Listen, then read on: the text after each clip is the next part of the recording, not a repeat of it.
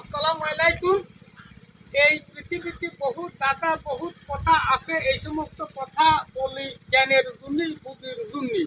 তার মধ্যে দুটো কথা বলবো, যদি কেউ জানেন সেই কমেন্ট করে জানাতে পারেন, এবং যারা জানেন তারা তো জানেন, না জানলে যদি জিজ্ঞাসা করেন বলেন, কাকু কলাম সুন্দরভাবে বলে দেব। এই যে দুটো কথার মধ্যেই একটা, পৃথিবীতে একটা জিনিস আছে, একটা প্রাণী হোক এই ধরনের একটা দাদা, সেই জিনিসটা যদি চলাতে যান চলে না, সে নিজ ইচ্ছায় চলবে, যত চেষ্টা করেন কোনো ব্যক্তি ওই জিনিসটা চালাতে পারবে না। কারণ ওই জিনিসটা কোনো ব্যক্তি বললেও চলবে না, ঠেললেও চলবে না, করলেও চলবে না, তার নিজস্ব গতিতে সে চলে।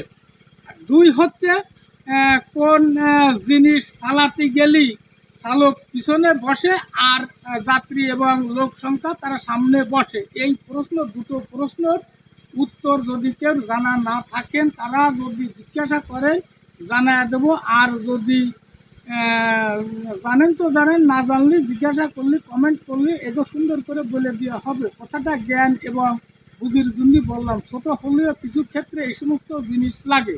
তা যাগো মনে করেন এই জিনিসটা জানবো, তারা জানা না থাকলে জানিয়ে নিতে পারেন, কমেন্ট করলে সুন্দর করে বলে দেব।